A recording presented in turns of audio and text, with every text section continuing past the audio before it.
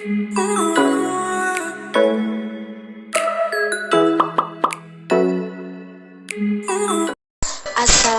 warahmatullahi wabarakatuh teman-teman. Perkenalkan, nama saya Nia Kurnia dari Institut Ilmu Al-Quran Prodi IAT kelas 1C. Saya ingin menyelesaikan tugas akhir semester 1 pada mata kuliah fikih dengan judul wasiat, wakaf, dan hibah. Pembahasan pertama yaitu tentang wasiat. Sub-sub wasiat yang akan dijelaskan yaitu ada pengertian wasiat, dasar hukum wasiat, rukun-rukun wasiat, hukum wasiat, besar wasiat, dan yang terakhir ada hikmah wasiat. Pengertian wasiat. Menurut bahasa, kata wasiat berasal dari bahasa Arab yaitu al-wasriyah yang artinya menyampaikan atau menyambung sesuatu. Menurut istilah, wasiat adalah pemberian hak milik secara sukarela yang dilaksanakan setelah pemberinya meninggal dunia, baik berupa barang piutang atau manfaat, dengan batas maksimalnya adalah sepertiga dari keseluruhan harta. Dasar hukum wasiat dalam Al-Quran berada di surat Al-Baqarah ayat 180. A'udzu billahi minasyaitonir rajim. Bismillahirrahmanirrahim.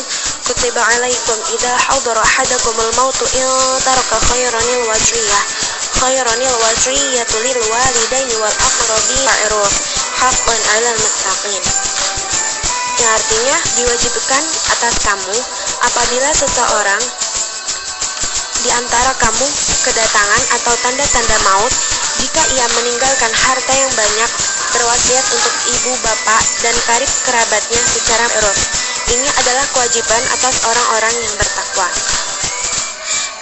Dalam hadis Nabi Shallallahu Alaihi Wasallam bersabda, tidak boleh diberikan wasiat kepada ahli waris kecuali para ahli waris lainnya menyetujui. Hadis riwayat Ad-Daraqutni. Rukun wasiat. Rukun wasiat ada 5. Yang pertama, adanya al-wasi atau al-musri, yaitu pemberi wasiat atau pewasiat. Yang kedua, adanya al-musabihi, yaitu sesuatu atau benda yang dijadikan wasiat. Yang ketiga, adanya al-musalahu, yaitu penerima wasiat atau orang lembaga atau yang lainnya. Yang keempat, adanya al-musa ilaihi, yaitu orang yang menerima amanah untuk menyampaikan wasiat. Yang kelima, adanya sigot, yaitu suatu redaksi wasiat atau ucapan dari pemberi wasiat untuk mewasiatkan sesuatu.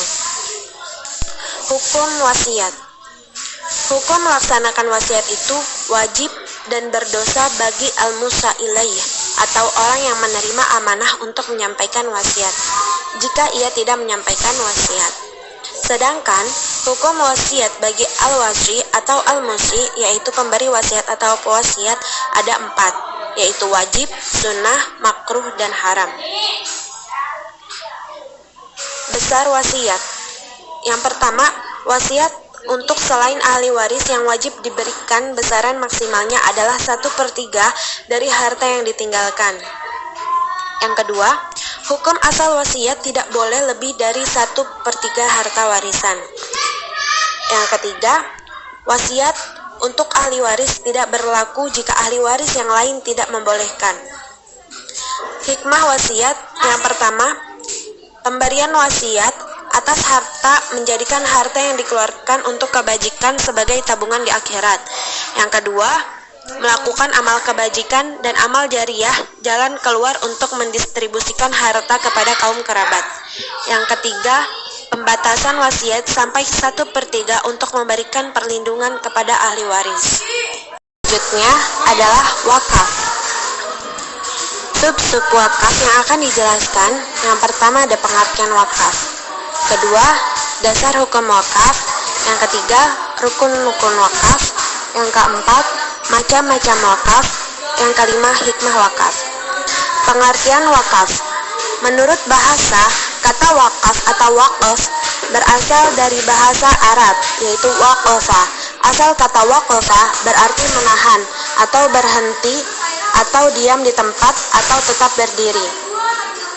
Menurut istilah, Wakaf adalah menyerahkan suatu hak milik yang tahan lama zatnya kepada seseorang atau nazir atau penjaga wakaf, baik berupa perorangan maupun berupa badan pengelola, dengan ketertiban bahwa hasil atau manfaatnya digunakan untuk hal-hal yang sesuai dengan syariat Islam.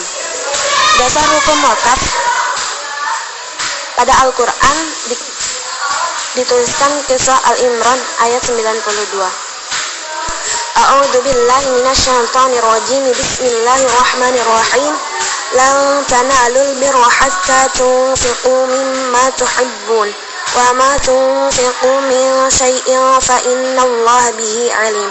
Yang artinya, kamu sekali-kali tidak sampai kepada kebajikan yang sempurna sebelum kamu menafkahkan sebagian harta yang kamu cintai, dan apa saja yang kamu nafkahkan, maka sesungguhnya Allah mengetahuinya.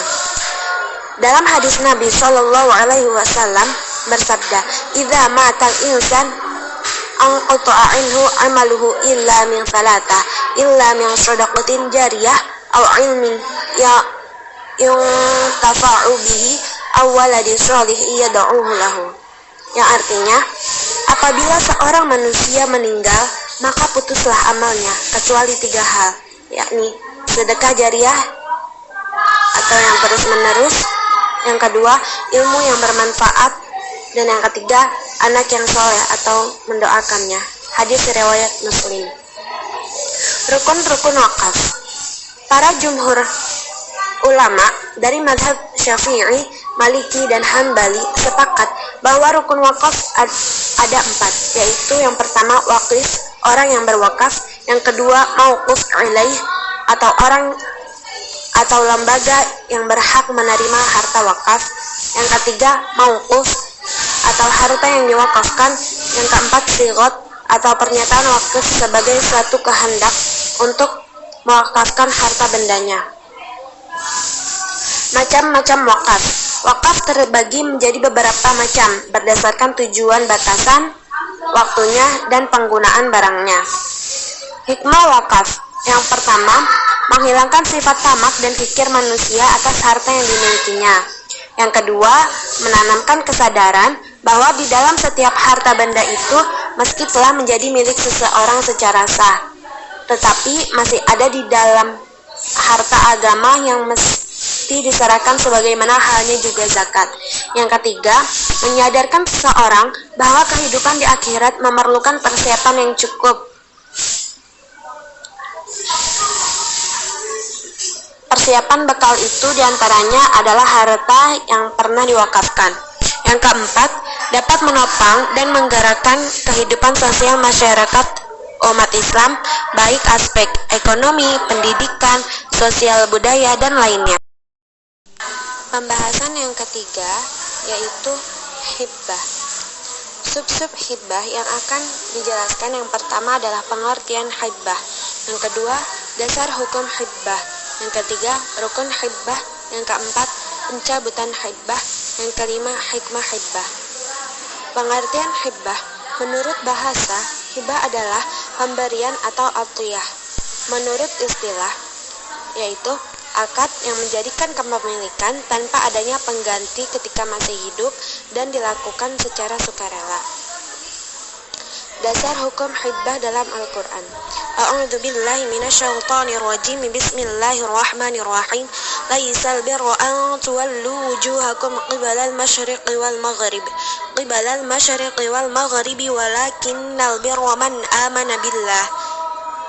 amana billahi wal yawmil akhir wal malaikati wal kitabi wan nabiyyin wa atal mala ala hubbihi dzawil qurba wal yatama wal masakin wa ibnis sabil wasailina wa fir riqab wa aqamas salata wa ataz zakah wal mufuna bi ahdihim idza ahadu washabirina fil ba'sa'i wad dharra'i wa hinal ba's ulaika alladziina shadaqu wa ulaika humul muttaqun. Al-ayah.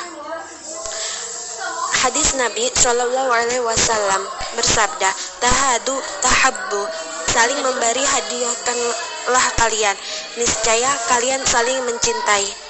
Hadis riwayat Al-Bukhari, Al-Baihaqi, Abu Ya'la. Kemudian rukun hibbah. Rukun hibbah yang pertama al-wahib. Al-wahib atau pemberi hibbah. Al-wahib adalah pemberi hibbah yang menghibahkan barang miliknya kepada orang lain. Yang kedua al-mauhub lahu. Penerima hibbah. Al-mauhub lahu atau penerima hibah adalah seluruh manusia dalam arti orang yang menerima hibah. Yang ketiga al-mauhub, yaitu barang atau benda yang dihibahkan. Yang keempat adalah as-sighat, yaitu ijab dan qabul. As-sighat hibah adalah segala sesuatu yang tepat dikatakan ijab dan qabul. Pencabutan hibah. Menurut mayoritas ulama, haram hukumnya meminta kembali pemberian kecuali pemberian ayah kepada anaknya. Sedangkan menurut ulama Hanafiyah, hibah tidak mengikat sehingga boleh diminta kembali kecuali dalam beberapa hal. Yang kelima, hikmah hibah. Yang pertama, menghilangkan deki. Yang kedua, mendatangkan rasa saling mengasihi, mencintai, dan menyayangi. Yang ketiga, menghilangkan sifat egois dan bakhil atau pelit, menghilangkan rasa dendam.